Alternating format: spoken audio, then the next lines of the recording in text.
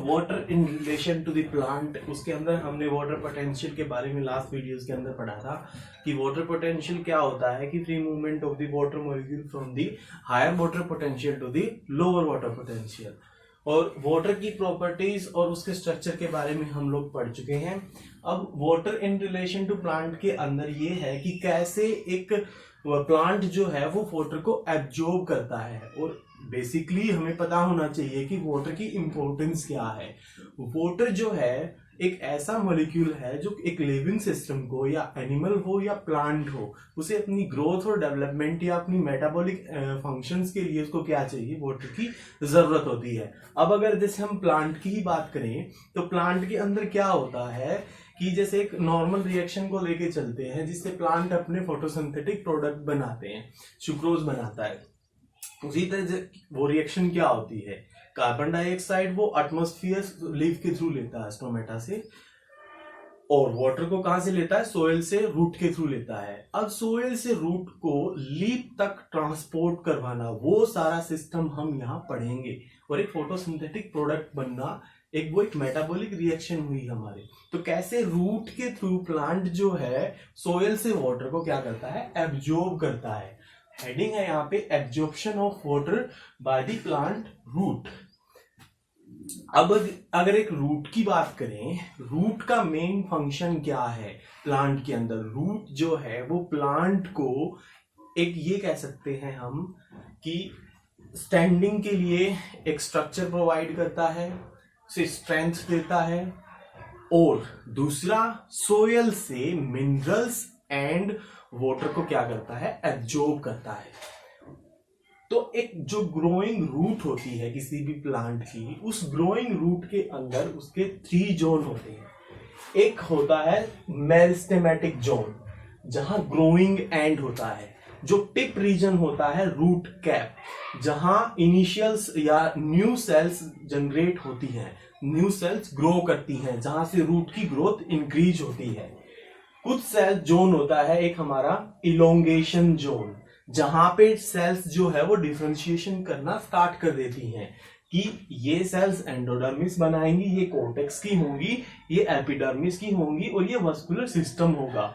वो sales elongated sales होती हैं, इसलिए यहां क्या बोला गया, उनको इलोंगेशन जोन बोलते हैं। एक होता है मैच्यूरेशन जोन। मैच्यूरेशन जोन का क्या मतलब है कि हर सेल्स ने अपनी डिफरेंशिएशन को गेन कर लिया है कि भाई इन सेल्स को ये सेल्स बनानी है और ये फंक्शन लाके देना है। और मैच्यूरेशन जोन में रूट के अंदर एपिडर्मिस की मॉडिफिकेशन होती है, या ये कह सकते हैं एपिडर्मिस का एक्सटेंशन होता है, जिससे एक रूट हेयर जनरेट होता है। रूट हेयर रूट के अंदर या प्लांट के अंदर क्यों जनरेट किया जाता है, रूट के सरफेस एरिया को इंक्रीज करने के लिए, ताकि सोयल से वो ज्यादा से ज्यादा मिनरल्स एंड वाटर को क्या कर सके, एब्जॉर्ब कर सके। तो absorption of water by the plant roots में क्या है, absorption of water and minerals take place by the help of root. Root epidermis modify into root hair by which root surface area increase for absorption। अब root tip, जो root tip है उसे हमने क्या बोला, रूट कैप बोला, जो growing and है। और इसके 3 जोन होते हैं, meristematic, growing and, elongation, elongated, और मैच्यूरेशन, जहां कंप्लीट डिफरेंशिएशन हो चुका है। और रूट हेयर का फंक्शन क्या है, सरफेस एरिया को इंक्रीज करना, ताकि मोर से मोर वाटर एंड मिनरल्स को वो क्या कर सके, प्लांट एब्जॉर्ब कर सके। अब बात ये है कि एक हम पढ़ते हैं प्लांट वाटर पोटेंशियल, और एक होता है जैसे सोयल जो है, सोयल का भी अपना वाटर पोटेंशियल होता है। तो सोयल का वाटर पोटेंशियल उसके टेक्सचर के बेस पे होता है, और टेक्सचर क्या होता है सोयल का, डिफरेंट टाइप की सोयल। अब सोयल के अंदर भी कुछ सोइल्स हमारी, जैसे कि ये होते हैं कुछ सोइल्स पार्टिकल लार्ज साइज के होते हैं, जैसे एक है सैंडी सोइल्स। सैंडी सोइल जो सैंड्स की सोइल होती है, इसके पार्टिकल का साइज लार्ज होता है, पार्टिकल साइज लार्ज होगा तो कोई भी चीज अगर एक तो स्मॉल पार्टिकल से है, एक लार्ज पार्टिकल से है, तो इनके बीच में गैप ज्यादा होगा। तो चैनल लार्ज होंगे, इसके बीच में स्पेस ज्यादा होगा। इसलिए देखो, जब हम सैंडी सोइल्स को वाटर प्रोवाइड करते हैं तो वहां पे वाटर रिटेनिंग कैपेसिटी लो होती है, क्योंकि चैनल का साइज लार्ज होता है, इसलिए वो वाटर ग्रेविटी के थ्रू नीचे चला जाता है। ठीक है भाई, तो लो रिटेंशन पावर,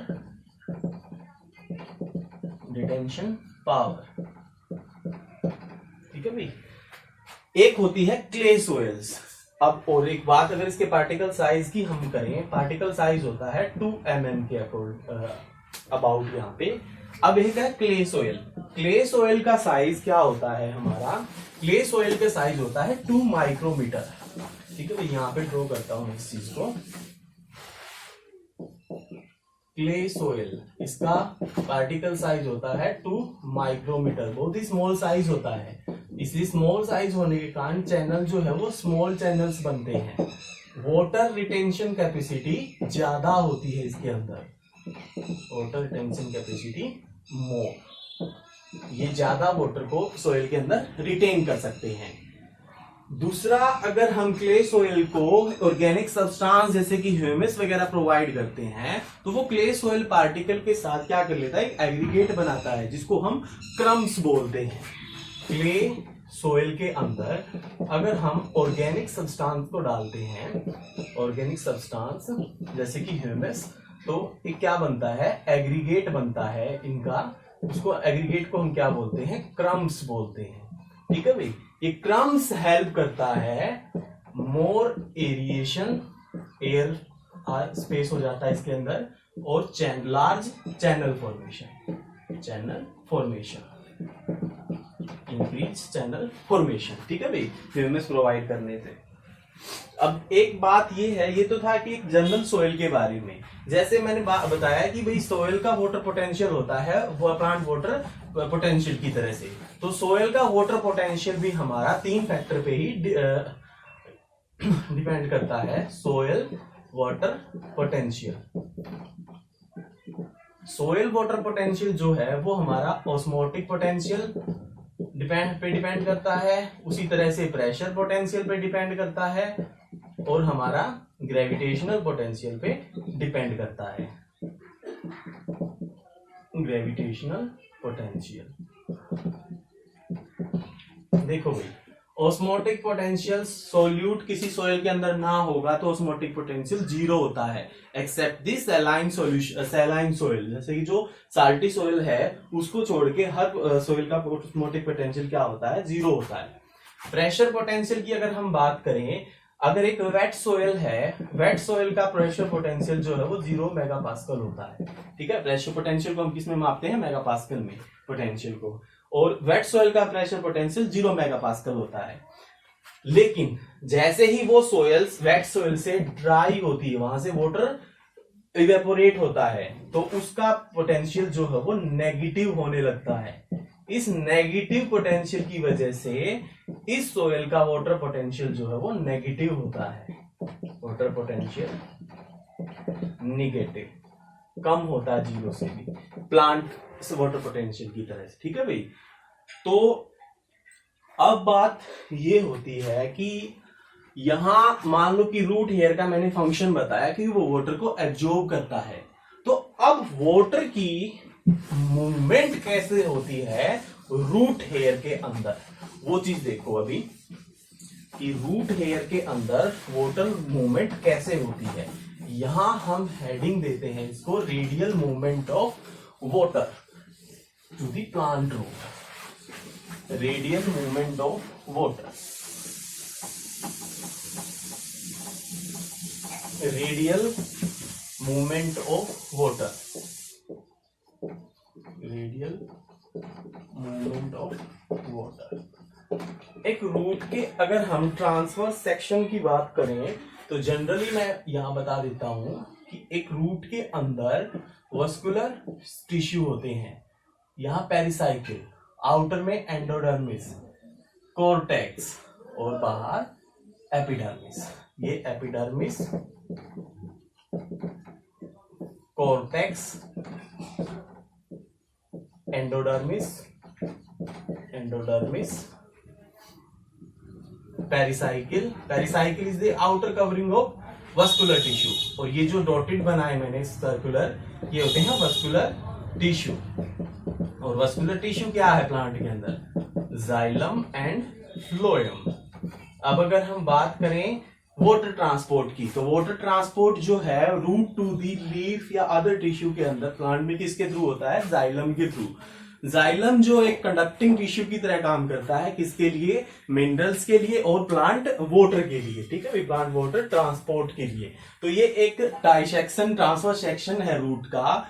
बेसिकली हमें पता होना चाहिए कि एक रूट की एनाटॉमी क्या होती है। बाहर एपिडर्मिस, फिर कॉर्टेक्स लेयर, एंडोडर्मिस, उसके बाद पेरिसाइकिल जो वस्कुलर टिश्यू को क्या करती है? सराउंडिंग होती है उसकी, और अंदर वस्कुलर टिश्यू होते हैं जो जाइलम और फ्लोएम के बने हैं, ठीक है भाई। ये एक जनरल हमारा उसका डाइसेक्शन है, ट्रांसफर सेक्शन। अब वाटर ट्रांसपोर्ट यहां होता कैसे है वो चीज देखो। जो रेडियल मूवमेंट होती है वाटर की, वो 3 तरीके से होती है। एपोप्लास्टिक मूवमेंट, सिम्प्लास्टिक मूवमेंट,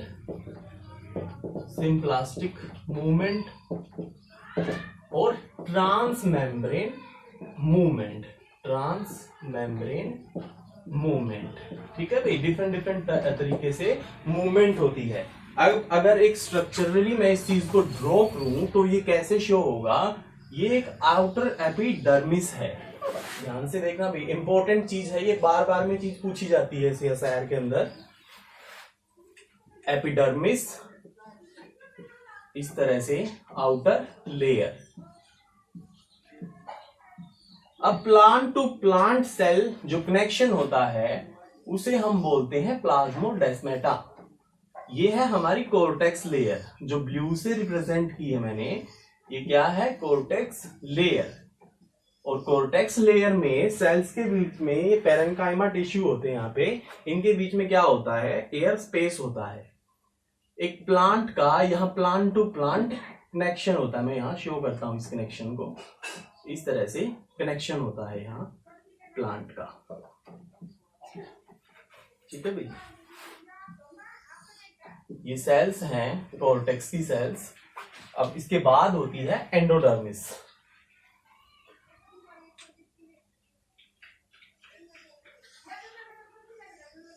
ये एंडोडर्मिस लेयर है। प्लांट रूट एनाटॉमी में आप लोगों को बता चुका हूं क्या होती है। इसके बाद पेरिसाइकिल की सेल्स होती हैं। ये पेरिसाइकिल्स ड्रॉ की है मैंने। ये रूट वस्कुलर टिश्यू है, जाइलम, और बीच में मान लो इसके यहाँ फ्लोएम है। ये फ्लोएम है, ये जाइलम, फ्लोएम, ठीक है भैया। ये पेरिसाइकिल,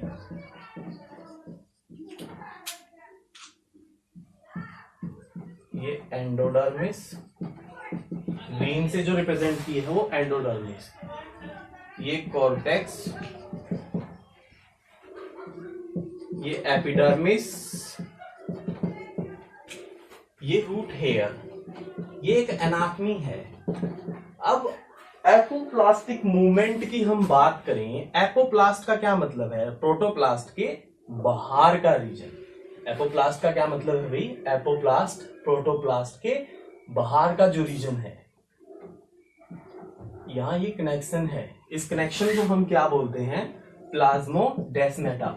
एक प्लांट सेल दूसरी प्लांट सेल के थ्रू कैसे कनेक्ट होती है, उसका साइटोप्लाज्म कैसे शेयर करती है? प्लाज्मोडेस्माटा के थ्रू। जैसे एनिमल सेल के अंदर क्या होता है? गैप जंक्शंस होते हैं।